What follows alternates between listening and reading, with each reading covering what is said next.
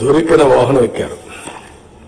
వాడు రావాల్సిన పని లేదు. ట్రైన్లో టికెట్ లేకపోతే ట్రైన్ గవాషన్లో నుంచి విండోస్ దూకేసి రావాలనే పట్టుదలతో వచ్చారు.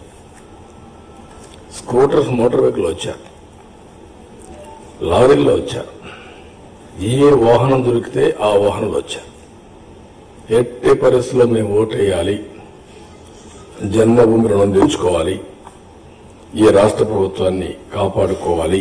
వీళ్ళందరూ ఒక పక్కన అయితే 5 కోట్ల ప్రజలు ఒక పక్కన, అందులో కూడా కొంతమంది అటు ఇటు ఒక్కరు కొద్దిగా అటు ఇటు ఉంటారు, మనసులో ఏమన్నా. ఇంకొక పక్కన నేను చెప్పినటువంటి బీజేపీ, టీఆర్ఎస్, నేర చరిత్ర కలిగిన వైఎస్ఆర్ కాంగ్రెస్ పార్టీ, గుండాలు, రౌడీలు, ఆర్గనైజేషన్స్ ప్రజల్ని ఎంత ఇబ్బందులు పెట్టాలనో అంత ఇబ్బందులు పెట్టారు. ఎన్ని విధాలా బెదిరించాలనో అన్ని విధాలు బెదిరించారు. హింసాత్మక సంఘటనలు చేశారు. అయితే నేను మనస్ఫూర్తిగా వీళ్ళందరినీ అభినందిస్తున్నా. ధైర్యంగా ఫేస్ చేశారు. ఇది ఊరికే జరగల, ఒక కుట్ర, ఒక పద్ధతి. ఉదయం నిద్రలేస్తానే ఈవీఎంస్ ఎక్కడా పని చేయడం లేదు. 30-40%. ఒక భయంకరమైన వాతావరణం.